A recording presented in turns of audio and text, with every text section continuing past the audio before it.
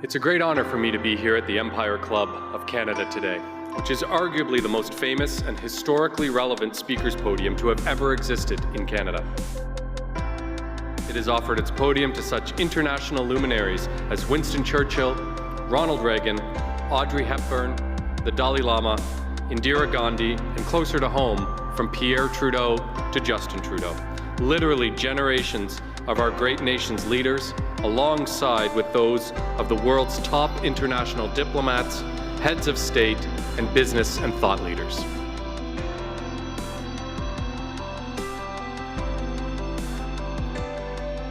It is a real honor and a distinct privilege to be invited to speak to the Empire Club of Canada, which has been welcoming international diplomats, leaders in business and in science and in politics. And when they stand at that podium, they speak not only to the entire country, but they can speak to the entire world.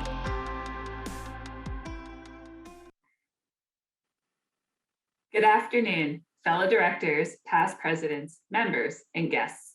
Welcome to the 118th season of the Empire Club of Canada. My name is Kelly Jackson. I am the president of the board of directors of the Empire Club of Canada and vice president, external affairs and professional learning at Humber College. I also am your host for today's event in celebration of International Women's Day. I'd like to begin this afternoon with an acknowledgement. I am hosting this event within the traditional and treaty lands of the Mississaugas of the Credit and the homelands of the Anishinaabe, the Haudenosaunee, and the Wyandot peoples. In acknowledging traditional territories, I do so from a place of understanding the privilege my ancestors and I have had in this country since they first arrived here in the 1830s. As farmers in southwestern Ontario, I imagine they felt a deep connection to the land, and yet likely did not recognize how that connection was built on the displacement of others. Delivering a land acknowledgement for me is always an important opportunity to reflect on our human connection and responsibility to care for the land, and to recognize that to do so, we must always respect each other and acknowledge our histories. We encourage everyone tuning in today to learn more about the traditional territory on which you work and live.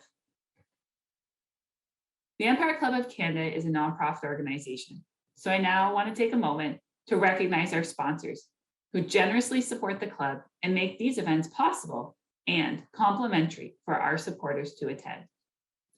Thank you to our lead event sponsors, Shearman and Sterling LLP and TD Securities. Thank you to today's supporting sponsors, JP Morgan Chase, Level 5 Strategy, and RBC Capital Markets.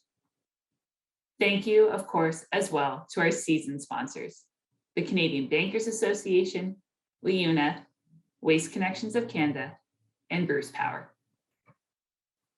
Before we get started, just wanted to share a few housekeeping notes.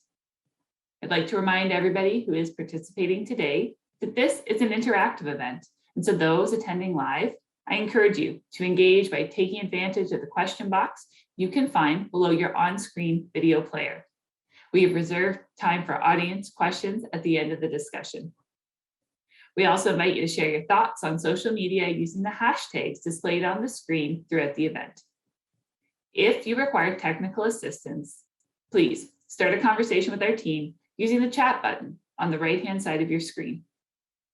To those watching on demand later, and to those tuning in on the podcast, welcome. It is now my pleasure to call this virtual meeting to order. I am honored to welcome our guests today, Lori-Ann Beausoleil, Sarah Jordan, Vanessa Kanu, and Rita Trichur, to the Empire Club of Canada's virtual stage. You will hear more about them shortly, and you can find their full on the page below the video player on your screen. Before we get to hear from the panel, I would like to invite Doreen Lilienfeld, partner, Shearman and Sterling LLP, to deliver some opening remarks. Doreen, welcome, and over to you. Thank you, Kelly, and welcome everyone. We're so glad that you've joined us today for the Empire Club of Canada's celebration of International Women's Day. I'm Doreen Lilienfeld, as Kelly explained. I'm the Global Compensation, Governance, and Advisory Practice Group Leader at Sherman & Sterling, and it's my honor to welcome this esteemed panel today. We are joined by several women who were the driving forces behind some of the most transformative moves in Canadian business and finance in 2021, including Lori-Ann Beausoleil, retired deals and advisory partner from PricewaterhouseCoopers, Sarah Jordan, the Chief Executive Officer of Mastermind Toys, and Vanessa Kanu, the Chief Financial Officer of TELUS International, along with our moderator today, Rita Trichur, the Senior Business Writer and Columnist at the Globe and Mail. Thank you all for participating today. Their accomplishments are just too legion for me to mention in the time allowed, but as Kelly mentioned, their biographical information is located below the video player in your virtual event platform. We at Sherman & Sterling are so pleased today to be part of this event. In this past year, we had the privilege of advising TELUS International on its transformational IPO and US listing. Sherman & Sterling remains dedicated to celebrating women's achievements in the business world.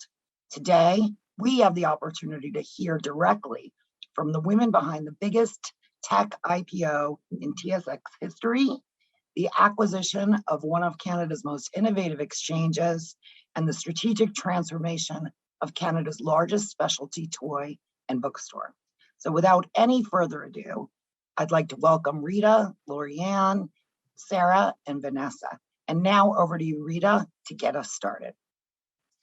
Thank you, Doreen. Good afternoon, everyone. As you heard, I'm Rita Trichur. I am a senior business writer and columnist with the Globe and Mail. I am very pleased to be your moderator for today's important discussion. We have a great panel for you today, and we're going to jump right into questions because there's a lot of ground to cover. So for each of the panelists, I want you all to kind of dive into this one. Each of you are leaders in male-dominated industries. Tell us what it was like for you at the outset of your career. You know, what was it like for you back then, and what was it like for women? Let's go in this order: Vanessa, Sarah, and then Lori-Ann. Well, thank you, Rita. That's a great question. So when I first joined the workforce immediately after I graduated, there were a lot of women. There were a lot. I don't remember what the precise ratio was at the time, but there were a lot of women in my entrance year as an articling student at PricewaterhouseCoopers in Edmonton, Alberta, no less. We may not have been perfectly balanced, but we probably would have been close. So I would say, you know, Rita, going in, it was a fairly comfortable environment, but over the years, the leakage became obvious and the women started to disappear, especially as the positions got higher and higher. And the firm in those days offered flexibility, flexible work schedules and the like. And it was often women who took those flexible work schedules to balance work and home life. And as supportive as the firm was, even back then, it was rare to see a partner take on flexible work schedule. And so while we all applauded the optionality of that the firm offered all of us back then in the late 90s, most of the women that I knew or at least perceived that it would affect their career progression.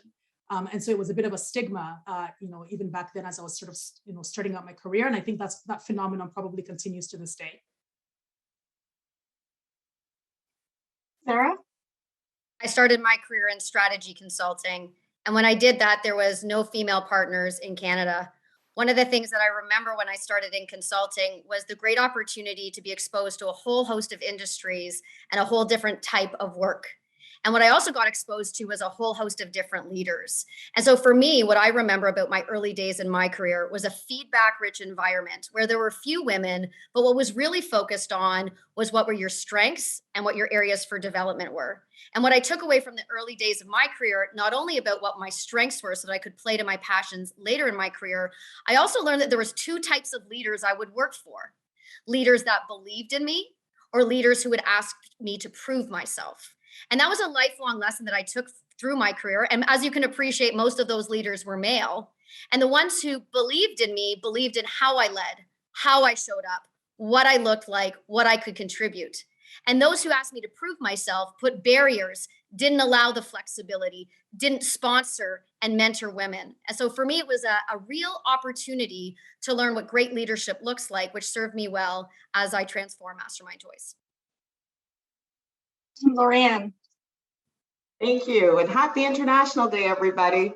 Well, clearly they left the oldest to the last. So my beginnings was very different in 1986 when I entered the doors of a professional accounting firm, which was Coopers and Lybrand at the time.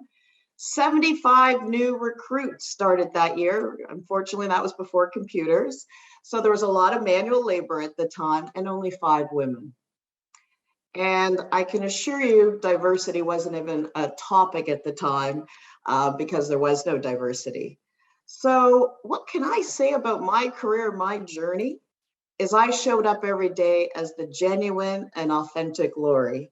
Yes, I was in that time and era where women did not wear pantsuits. I wore pantsuits. I walked into the boardrooms of all my clients with a smile on my face. And I did the best job I could. And at some point in time, I think I tried to even be better than I possibly could and surrounded myself with a remarkable team. I had so many firsts at PwC. I could go on and on and on, but imagine as a partner, first female partner to go on maternity leave. I could fill up the whole hour on that wonderful experience and journey. But once again, so how did I survive in that environment, male dominated and not a lot of diversity? Simply, once again, doing the best I could, but always had wonderful mentorship and coaching. So part of my success at PwC was I was blessed with some great male partners who took me under their wing and stood me up for success. And today on International Women's Day, that's what we have to do for this next generation of women. Let's stand them up, pull them up, and push them up so we don't have to talk about the glass ceiling or any of the other things that were obstacles during my career. I knew we were going to get a lot of real talk on this panel, and I'm sure the audience really appreciates your candor. So this is fantastic. I want to talk a little bit about each of your own individual leadership styles. Did you emulate your male colleagues, or did you carve your own path? Did you feel pressure to check your emotions at the door? Lorianne, why don't we start with you on this one? Sure. So for me, I have to say my leadership style evolved. I have to say at the very beginning, I probably didn't have the confidence that I have today. It's hard when you're the only one. So, you always feel like you have to be exceptional and try and prove yourself. But what I will tell you, as I finished the last part of my career, my style was very much inclusive. And I actually worked side by side with the team. They said partners usually don't work side by side, but I can't ask somebody to do something that I won't do. So I think my style really became a leader by example. If we say work hard, I'm working hard. I'm in the trenches along with the team. But also the most important thing that I do and continue to do even post PwC is coaching and mentorship. I wouldn't be on this panel if I didn't have mentors and coaches. And my leadership style is very focused on helping that next generation up and through the door, because I can only get them to the door, but that mentorship and coaching can get them through the door. So I'd say that's how my leadership style had evolved. I must say at the beginning, I did somewhat perhaps follow some of the male styles because I was known as a bull in a china shop. I'm like, how could I be a bull in a china shop? But that's what they said. And I think I was very aggressive because I wanted to make sure I continue to have a seat at the table. I didn't want to be at the children's table. I wanted to be at the big boys table. So I think at the beginning, my style was very aggressive. And as I learned and got more confident in Lori, I see that I became more of the genuine Lori and wanted to create a team of diverse team members, but more importantly, really focused on that next generation, which was later on in my career. That's great. Authenticity is so important when it comes to leadership. Sarah, what about you? What's your individual leadership style? 3 words, Rita: bold, passionate, and authentic. Like Lori, I think I had to find my way through my career, but one of the real defining moments for me was leading Mastermind Toys through the pandemic. I can tell you one of the great things that came out of the pandemic, and I recognize it's a humanitarian crisis, is that while Canadians reinvented the way they work, live, learn, and play, leadership was also being reinvented. We've often seen leaders get asked to check their emotions at the door and not to lead with that empathy. And I can tell you, I had the ultimate privilege of leading an organization through a pandemic when there was no playbook. And I remember the heaviness of the situation 2 years ago, closing our doors before the government mandate, because we serve kids, grandparents, parents, and those are our employees too. And I remember when we closed our doors, what I led with was courage and strength, empathy and compassion, traits that through my career weren't always asked to be shown up. And I think the great thing about the pandemic and seeing the diverse leadership style emerge is that people are looking for a leader to lead them through the pandemic, not to manage them. And I think there's a real moment now for authentic leaders. For women specifically, we're often asked not to show our emotion, but it leads to innovation, it leads to business results, and it leads to better teams. So my leadership style, bold, passionate, authentic, is living in full color today. And I really try to show that to my team, to bring their true selves to work. And like Lori, it's been an evolution for me. And there's been days when I've been muted. But what I've learned is that I'm at my best when I'm myself. And I try to create a diverse team around me and conditions around me so that others can bring their best selves to work. That's wonderful. Vanessa. So like my two great colleagues here, it definitely took me a while to get comfortable in my own skin. I've always been confident. I was lucky enough to be raised by parents who always encouraged me to speak my mind. So shyness was never an issue for me per se, but it took me a really long time, I would say, to get comfortable in my skin as a leader. Like Lori just articulated, in those days, the traditional leadership style was very much command and control. So even the women, as few as they were, exhibited a bit of a command and control style, probably because that's what we all saw around us. But that style was never really me. So I was always opinionated, as I said, but command and control was never really my style. So I never quite felt comfortable with that style of leadership. And then I was fortunate enough to work with a female CEO who came to the table with a very collaborative style. And it was like, wow, I can show up to the table like she does and not worry about being judged about being too soft.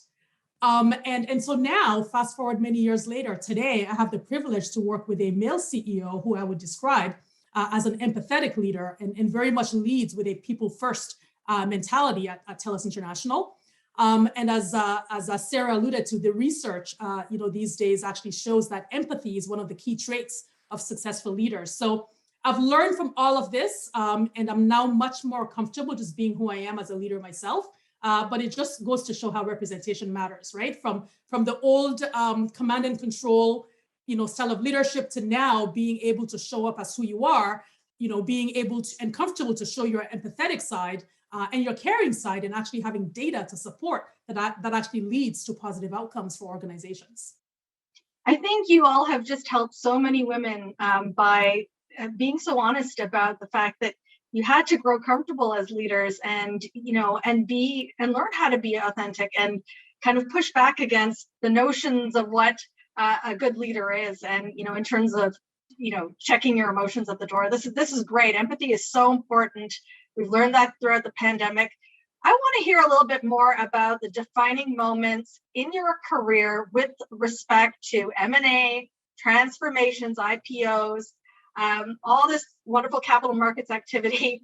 What did you learn from these experiences? And Vanessa, I want to start with you. Thanks, Rita. So I had the privilege last year of helping to lead the largest technology IPO in TSX history. We certainly did not set out to accomplish that, but we're super proud of what we were able to do together as a team. So I was new to the organization. I'd only been with the company for a few months and had to rapidly learn the business and build a financial model that we could, speak credibly about to the investment community. And it was during the pandemic. It was actually kind of at the height of the pandemic that we were doing all of this. I had not even met any of my colleagues in person at that time, frankly, not even my own team in person at that time. But it was truly phenomenal. The team was, really, really great, and we got it done. But I learned a lot of things. I learned resilience. I learned to trust my instinct. When something didn't make sense, I followed my gut and I dug into it. I learned to see things from the investor's perspective, not just management's perspective. And, it's quite interesting, many of the things that, I myself initially wanted to seek clarity about turned out to be the very things that investors and analysts also wanted to understand deeper, which goes to show, follow your instincts. Don't dismiss the probing questions in your head. Lean into them, go deeper for the answers. And by so doing, you often end up with a better work product out of it. So very challenging times, but as they always say, out of challenges come the most rewarding experiences. And certainly I'm privileged enough to say that that was, my case as well. Sarah. Thanks, Rita. My specialty is in customer, brand, and digital transformation. And so I joined Mastermind Toys, which is the nation's largest specialty toy and book retailer that's private equity owned, Canadian owned and operated, in January of 2020. What I can tell you about the transformation over the last 2 years is that while it is exceptional to have expertise coming in, what you need is the best team around you, and the cultural transformation is key. I have been so inspired during the pandemic as the Mastermind Toys team have reinvented our business.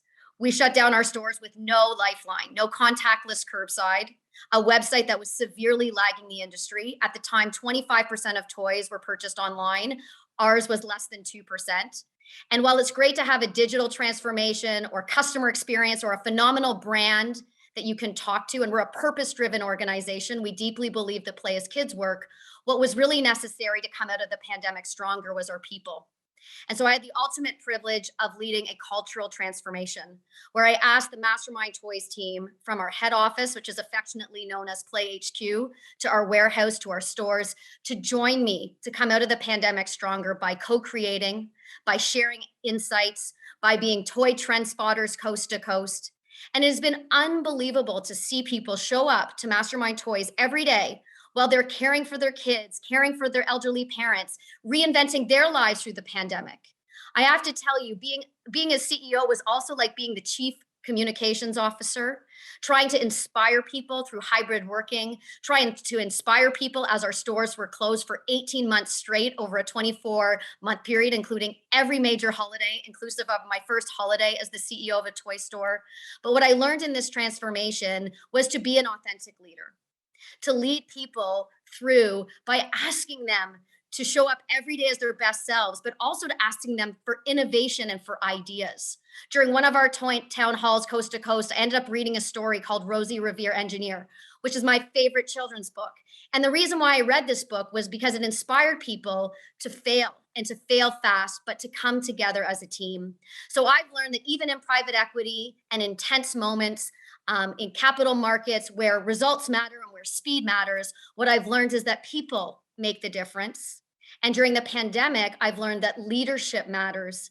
You need to build the best team around you, but you need to inspire them because they will over-deliver when they believe in the purpose. And so for Mastermind, we went back to our roots from 1984 to really be not a toy store, but to be an organization that believes in inspiring generations of lifelong learners through the power of play. Sarah, your energy is infectious. This is wonderful. Lorianne, what would you say is your defining moment or one of your defining moments in your career? And what did you learn from that experience? So what I've learned is the word innovation. And what I didn't realize is innovative creativity is actually an attribute in capital markets, deals and transactions that was going to be part of this success, if I can use that language.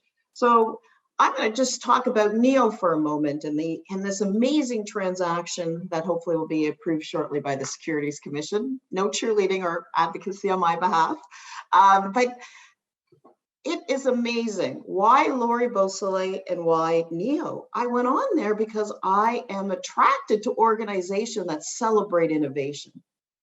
And so going on the board and being part of this amazing transaction is bringing an alternative to the capital market community on an exchange that is based on innovation. We're taking the chances on some of those higher risk, I'm going to call it segments. So the success for me was my natural curiosity and interest in innovation. I can actually play a role as part of the board of NEO as we guide and govern over this particular transaction. So I would say for me, the key ingredient that I did not appreciate perhaps during all of my career was the criticality of innovation. And now I'm part of NEO Exchange that is celebrating innovation and also what I'm going to say leadership. The other thing is we talked about our leadership style, but we didn't talk about being a leader. So I think the other part in the capital markets and in the deals and M&A space is you want to be the leader. You want to be first. So to be able to be first, you've got to have something that's different. And generally, guess what we come back to? Something that's innovative, something that is going to give a different experience, a different return on the investment. So for me, I would say my aha moment was appreciating the attributes that lead to success in M&A, capital markets, and deals, which is innovation, confidence, and leader. Be the first, don't follow. Okay, that's fantastic. Okay, the pandemic has shone a very unflattering light on systemic inequities in our society, inequities that women face, that Black, Indigenous, and people of color face. We've come somewhat of a distance, I would say, but is this really the moment of change for women and other diverse candidates? What do you still see as the barriers that these various groups face in the workplace? And Sarah, I want you to go first on this one. Happy to, Rita. And as Lori said, happy International Women's Day. The theme for this year, 2022, is Break the Bias. And so for me, Rita, I'd love to share what I've learned. The moment has to be now for change. And I think the pandemic has showcased that diverse leadership, diverse teams are necessary for some of the words that Lori and Vanessa just mentioned. Innovation, impact, value, but also empathy and creating purpose-driven economies and leaders. So I'd like to talk about a few biases that I face that I would encourage the audience to think about. Do you bring these to work with you? I often don't talk about being a working parent, and you'll notice the words that I used. I didn't say working mom, I said working parent, because the first bias that I want to talk about is the assumption that your career ambitions evaporate when you become a parent. For me, my world exploded into Technicolor with the arrival of my children, but I did not lose my ambition for a fulfilling career. And I think one thing that we need to have a bias or break the bias on is making assumptions about what women or working parents want as they navigate the different phases of their life. The second piece I'll talk about is being a working parent. I am a better leader because I am a working parent.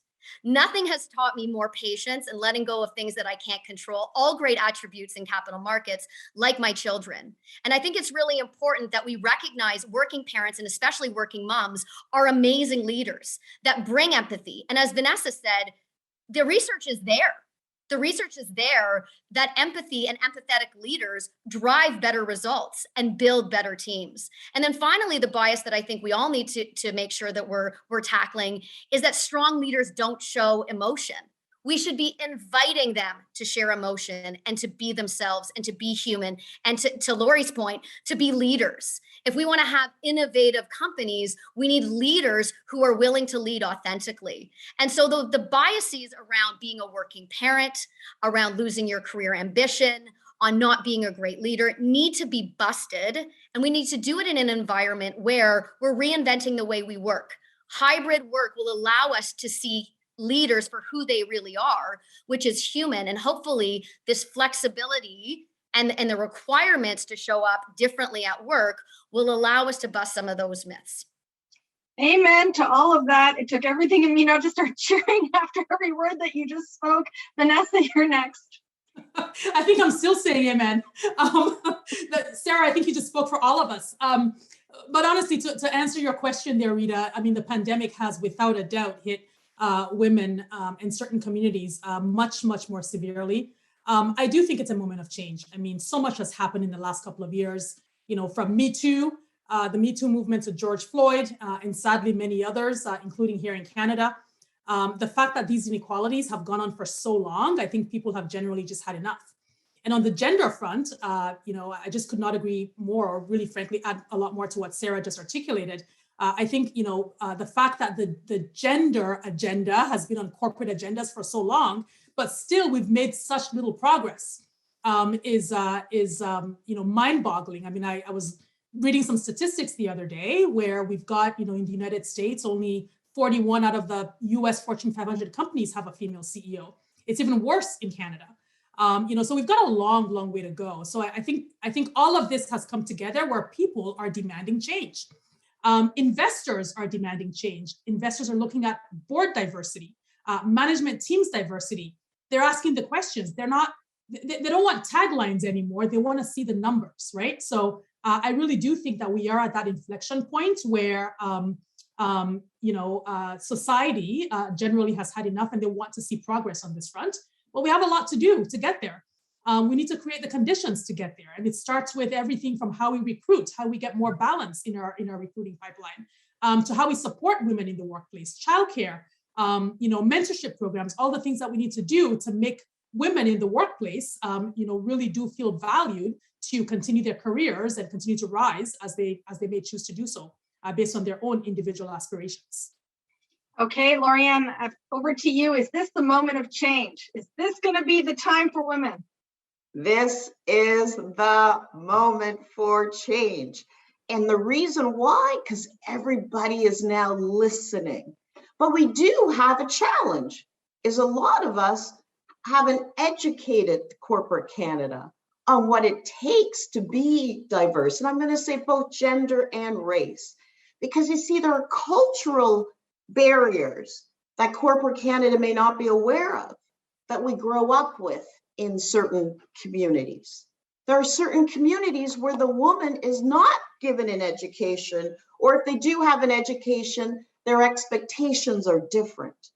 And so they need a different type of support in that workforce in order for them to blossom and succeed. So we're at this really crazy opportunity for change, but there's so much learning to ensure that we actually take this change and make it successful. So we have gender challenges that are coming from culture and family beliefs, despite that what's happening in corporate Canada, and how do we encourage and support those young women who are going to be the first in their family to get an education and to I'm going to say, blow up the concrete ceiling. Then you've got diversity. So how do you ensure your teams have diversity, not just gender, but with race and ethnicity? And you say, but here's another challenge, is for those individuals that are out there today listening to this, you also have to raise your hand.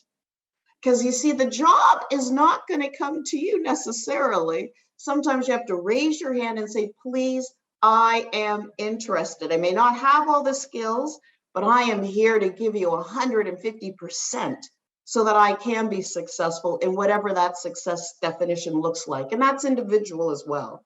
Because the other thing that we have to be careful with data and statistics is there are individuals that are part of that data. And not all individuals are the same, hence the Webster Dictionary definition of an individual.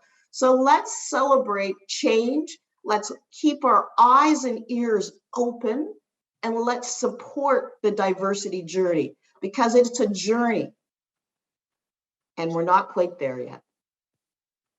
Absolutely. Okay, so for people in the audience, I just want to remind you that you can submit your questions in the box below your viewer. Please do that, because we're going to get your questions in about 7 minutes time. I want to make sure we have time for audience questions. Okay, so we've talked a bit about what the problem is in terms of what barriers remain for women and diverse candidates in the workplace. But let's start to talk about solutions, because I can tell all three of you are solution-minded. Vanessa, starting with you, what are some of the practical steps that companies can take to actually create diverse and inclusive workplaces? I think it kind of goes back to some of the points we just mentioned, there's a lot of things. And for me, it starts with even recruiting and going back to my earlier points about recruiting in a more balanced fashion. And for corporations to expand the scope of where they recruit from and what profile of candidates they're recruiting from. If we each only recruit from our narrow networks, well, we're probably not going to get a lot of diversity. And so expanding that pool, even from a recruiting perspective, opening our minds about the talent base that is out there. I think, is a critical first step. But once women or other diverse team members join the organization, then what? Because what we don't want to do is have them join the organization and start to attrit because they still feel like they don't belong, right? So that's why, it's not only diversity, it's also inclusiveness to make sure that once you actually do get the more diverse team member base, you're able to retain them and really truly benefit from all of the the benefits that we all know that diversity has to offer. So how do we support them in the workplace? How do we ensure the workplace is a safe environment for young women, other ethnic minorities, where they feel supported, where they feel they can grow, where they feel they've got their career aspirations are supported? All of those things I think will help to ensure that this pipeline issue not only gets solved at the recruiting stage, but also as people progress up the career ladder. But also, I think it goes also back to, we started to talk a little bit about childcare, and unfortunately, as it is today, the vast majority of home responsibilities still sit with women. So ensuring that our women at work feel supported in terms of managing what happens at work, but also giving them the flexibility to manage what happens at home as well, because a lot of the times they are wearing the hat as it pertains to that. So perhaps I'll pause there and let my colleagues jump in. I think I'm just so passionate about this topic. There's so much organizations can be doing, but from my perspective, it starts from recruiting to once the team members are in place and career progression and supporting them overall for their end-to-end life responsibilities. Sarah, what about you? I mean, what are your thoughts on strategies, everything from recruitment, succession planning? Also curious on your take on whether we should be having targets that are voluntary or quotas. Thanks, Rita. And I agree with everything Vanessa shared. What I will say is when I joined Mastermind Toys, the C-suite and the leadership team was 100% male. And I took it as my responsibility, and will do so for the rest of my career, to change that. And we did not have quotas, Rita, but within the first 90 days of being CEO of Mastermind Toys, 65%. We went from 0 to 65% of the leadership team is female. I recognize that's one form of diversity, but with P&L responsibility as well. And it's not because there was a quota, it's because they were the right person for the job. I'll share with what Vanessa said. You have to expand your horizon and where you're finding the talent from. You have to be specific about what you're looking for, but you have to cast the net wide, and you can't just look into your own networks. But I believe that it has to be toned from the top. It was my mission and my mandate to have a diverse leadership team. And as I said, there was no quota, but it is the right candidates for the job. I would also say that Vanessa spoke a lot about what the government could do or what for corporations could do, but I'd like to just share a little bit about what I think you can do. So I'd love, if you have a piece of paper in front of you, I want you to write down the number 3 times. Today, I want you to reach out to 3 women who have made a difference. I want you to send a note to their boss or their board on their behalf, highlighting who they are and what they bring to the table. So that's the thing I want you to do today.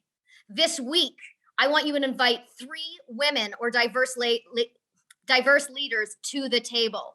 I want you to pull up a chair, either virtually or physically, so that they have an opportunity to present their own work, to comment, to bring innovation to the table. Okay, so we've got a theme here. Today, this week, now this month. Here's the last 3. I want you to promote 3 women or diverse leaders. I want you to advocate for them. It is no longer enough to be a mentor. You must be a sponsor.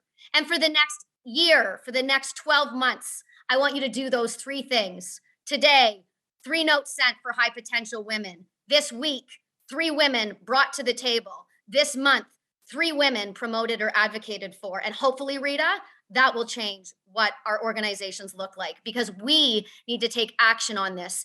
And we have waited too long for quotas or investors or mission statements to include this. This requires all of us to play a role. Corporate Canada, you have your marching orders. Lorianne, I want you to jump in now to talk about solutions. Absolutely. Rah, by the way. Come up with 3 solutions to keep with the theme of 3. Everything that was just said will only work if we change our culture to be inclusive. Because in order for those 3, 3, and 3 to work, my organization has to want that to work. I don't like tokenism because I don't believe that is sustainable. So solution number one, let's look long and hard about our culture. Is it genuinely open? And if not, how are we going to change it to be an open and inclusive culture? That's solution number one. Solution number two is you have to provide an environment to allow diversity to succeed. And you say, well, wait a minute, Lori, well, how is that different from culture? I am talking training, education, mentorship, and coaching. Diverse candidates need coaching and mentorship a little bit different that we haven't yet adapted our programs to. And I know before I left at PwC, we're working really hard on this because that is critical for our success. And for all of those boards that I sit in, number three is board diversity is critical. So as we're getting pressure from the investment community to be diverse, let's pause. So we've got a culture that's inclusive. We got the programs to support diversity. So therefore, we got to make sure our board is diverse. We have to drive board diversity because guess what? Everything that we've talked about today will not be successful if there aren't people at that boardroom table encouraging the CEO and management for change. Cultural change, training and education change, recruitment, retention, and succession. That would be my three solutions. It's fantastic. You're my number three for my colleague. I loved it, by the way. And you're very much correct. This has become a corporate governance issue, and the tone from the top, that really matters. Okay, we're going to go to audience questions now, and we have a question from Cheryl who asks, as you assume new positions, how did you handle exposing the need to learn more in required areas without feeling like you were demeaning your position or harming perceptions of your capabilities? That's a great question. Okay, Vanessa, you go first. I think it's all about authenticity, which is a word you've heard a lot today. Be yourself, be authentic, be humble. I read a quote, actually. I don't know who to attribute it to, but it went something, and I'm going to get it wrong, but it went something like this. If you're learning, you're growing. And if you're not learning, you're dying. Or if you're learning, you're growing. If you're not growing, you're dying. That was the quote. And I thought, that is an excellent quote. I think he may have actually been Ray Kroc who said it. But think about it. If you're learning, you're growing. And when you're not growing, you're dying. But who doesn't want to grow? So learning is a key part of life, whether you're in the corporate world, you're with government, you're with not-for-profit, whatever you choose to do with your career, frankly, even as individuals, right? So at any point in our lives, whether it's taking on a new role or anything else, I don't think we should be ashamed of the desire to learn. That frankly sets us up for success in any given role, with any given transition, and it keeps us growing. I don't know about the rest of you, but I want to be green, I want to be growing, and I'm not ready to give up on that quite yet. Okay, Sarah, did you want to add to that? I'll just briefly share that for me, I show up every day to try and be a lifelong learner. And so that deep curiosity, I think, is a way to authentically show up.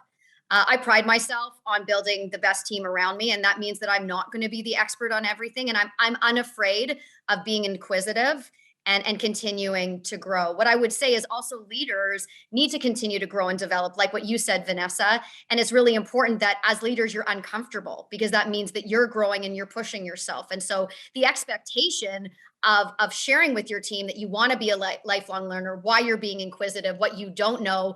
I joined Mastermind Toys having never held a position in retail, having never been a CEO. This is my first rodeo.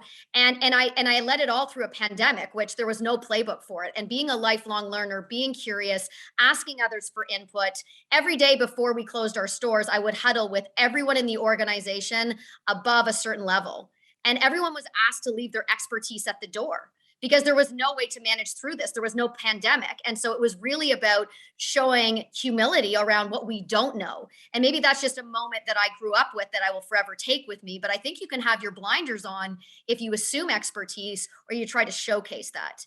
You as a leader, your job isn't to have all the answers, it's to build a team around you that will innovate through the trickiest situations, but also transform in moments when you need to. And so I think you want to build a team and build a culture that learning is expected and encouraged. Excellent. There's no such thing as stupid questions. Okay, I want to get as many audience questions in as possible. So Lorianne, I have one for you from Gail, who asked, did you always plan to be in a leadership role, or is it something that just happened? Can you share some advice for women who hadn't planned on taking a leadership role, but have found themselves in one? A fantastic question. Thanks for asking it, because it gives me a chance to share with, I think, a key word that my dad would say to myself and my 3 sisters. I'm one of 4 girls. You can be anything you want to be. So I did not set out to be a partner at PricewaterhouseCoopers. I was actually happy to get my CPA. I was one of these people that, qualified and quit. We used to call it Q squared. I know I'm aging myself, back in the day.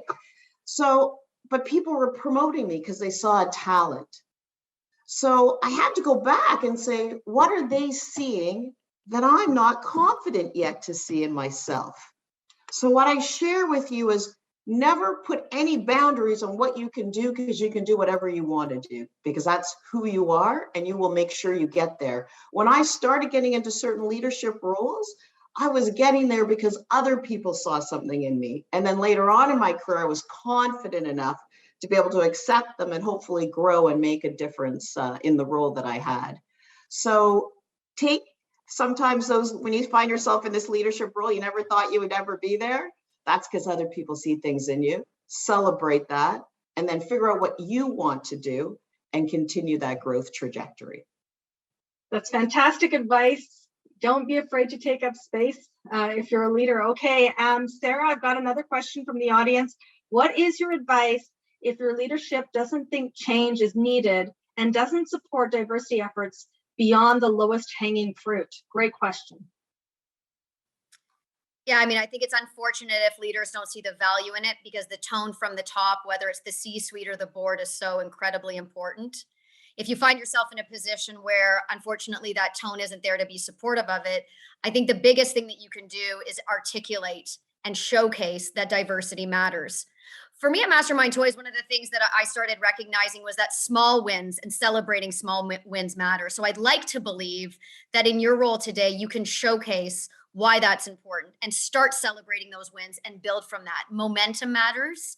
And so don't look at what's in front of you as insurmountable or a big mountain. And we are on a journey, and the mountain is still there. There are more CEOs in Canada named Michael than there are females.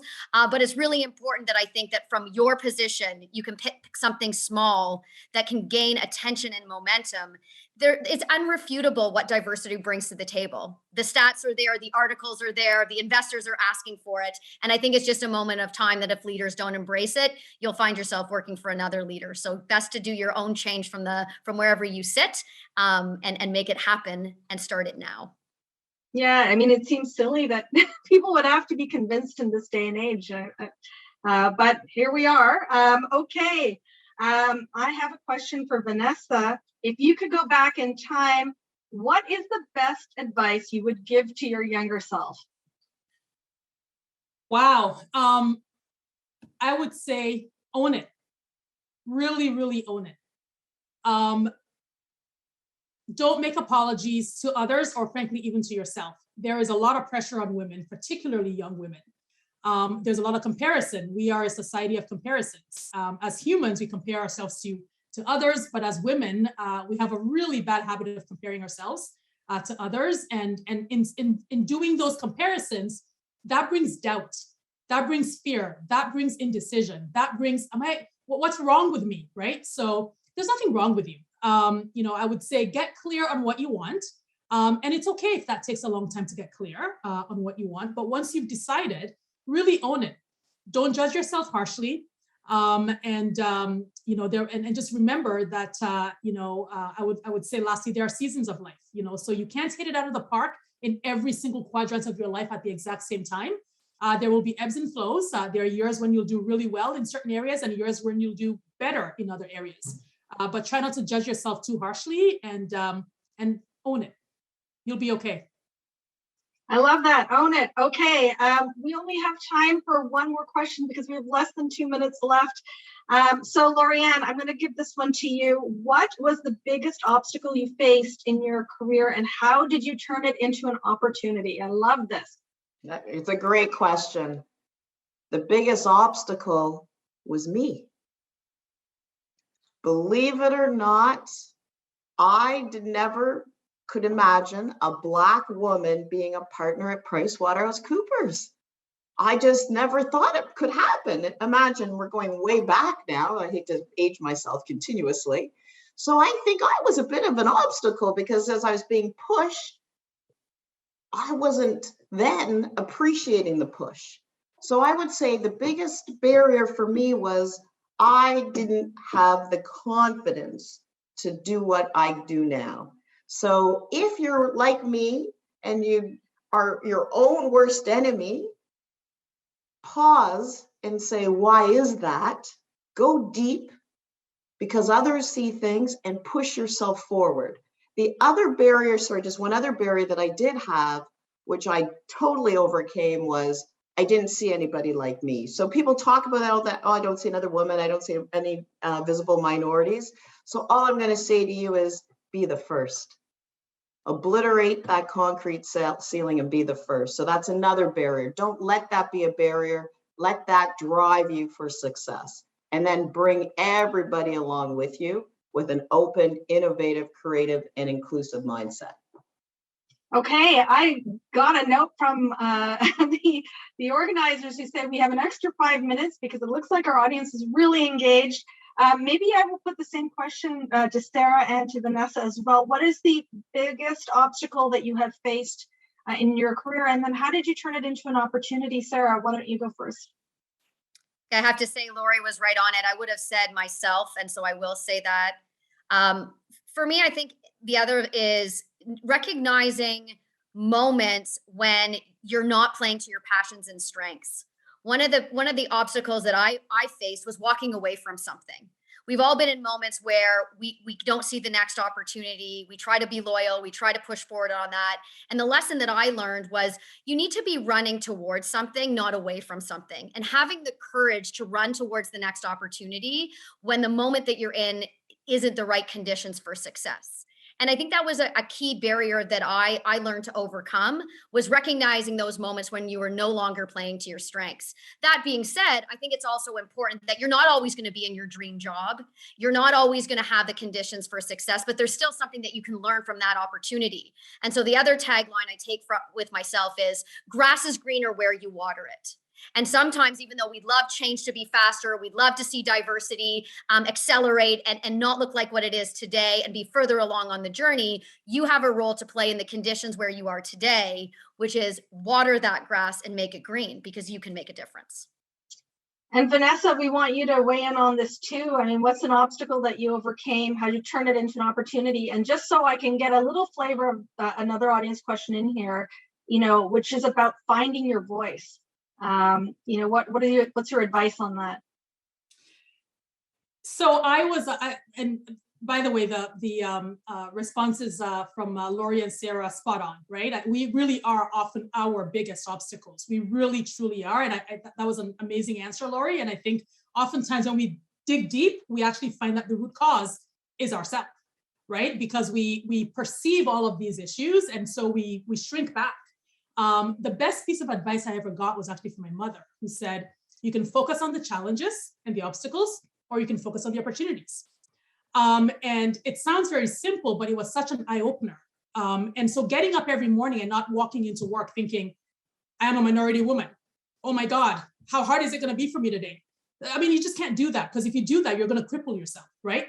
Focus on what you can do, what you can change, and get the job done to the best that you possibly can. And by so doing, you'll continue to make a difference. And as Lori said, you can bring others along with you.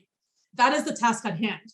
I don't know if I have much more to add to that, because I think my colleagues said it so very well. But that indeed, my friends and colleagues, is the task that we all have to continuously work towards. I love how you said bring along others with you, pull them up behind you. That's great. And every workplace, you can find your people. I think that's a key lesson that we've taken away from today. Okay, I'm going to thank Vanessa, Sarah, and Lorianne for their wonderful and inspiring comments today. I am feeling so energized. It was such a pleasure to talk to all of you, and I am going to hand it back to Kelly now. Thank you. Thanks, Rita. And thanks so much to our panelists. Yeah, energizing, inspiring, impactful. You know, I could spend at least a few minutes just pulling out adjectives of how I'm feeling after having had the opportunity to hear that discussion. I know this came up in the conversation around representation on boards, and although the Empire Club of Canada is a nonprofit organization and not a corporate board, I do think it's really important that, you know, we ourselves look at our own work that we have been doing to build an inclusive and diverse board.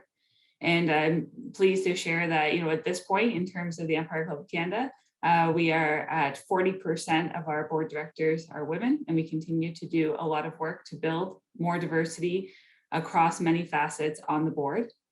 And I think also for me, you know, as we've approached International Women's Day this year, this season, as the president of the Empire Club of Canada, I was also reflecting on the fact that I'm just the 13th woman to be president of the Empire Club of Canada in 118 years.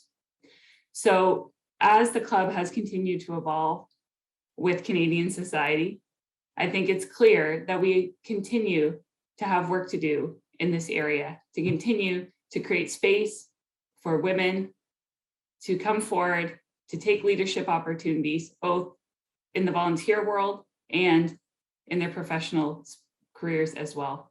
So I thought it was important to share that, because it's always good to be transparent about where your own organization is at and the work that we still have to do and recognize that we need to do to move forward. I would like to now take the opportunity to welcome Sonal Doshi, Managing Director and Head, Canadian Financial Sponsors, Investment Banking at TD Securities, to deliver some appreciation remarks. Sonal, big welcome, and over to you. Well, thank you. Where do I start? What a dynamic and engaging conversation. I hope you all feel inspired, because I certainly do. It's been a pleasure to be here. And on behalf of TD Securities, I'd like to sincerely thank our moderator, Rita Trichur, our speakers, Lori Beausoleil, Sarah Jordan, Vanessa Kanu, for sharing your insights with us today. You know, it's not only inspiring to hear your personal leadership journeys, but I would add that TD Securities is strongly aligned with some of your key messages. You know, the need for companies to continue to push on improving diversity of talent and the importance of allyship. And I'm going to note Lori's words here, standing up women for success, which is what she started with. And that was why TD was so very excited to support this event. You know, we have committed to those areas, you know, through various programs, and still a lot of work to do, but including a TD Talent Lab, which focuses on the pipeline, which we spoke about, and provides capital markets education and internship programs for high school students, female high school students of diverse backgrounds. And as well, we have a Women in Leadership Allies program that engages and educates colleagues, both women and in particular senior men, on the inclusive role that they can play and they should play in advancing women. So thank you all again for your perspectives. Again, I would just like to say what an energizing conversation. And with that, I'll turn it back to you, Kelly. Thank you. And thanks again to TD Securities and all of our sponsors for their support. Thank you to our guests and everybody who joined us today, or to those who will be watching later on demand. Our next virtual event is on March 25th at 12 noon Eastern Time. Please join us as we welcome Jim Beausoleil, co-founder and chair of the Council of Canadian Innovators, and John Ruffalo, founder and managing partner of Mavericks Private Equity, to discuss why Canada needs a revived economic council to thrive in the 21st century. More details and complimentary registration are available at empireclubofcanada.com. This meeting is now adjourned. I wish you a great afternoon. Take care and stay safe.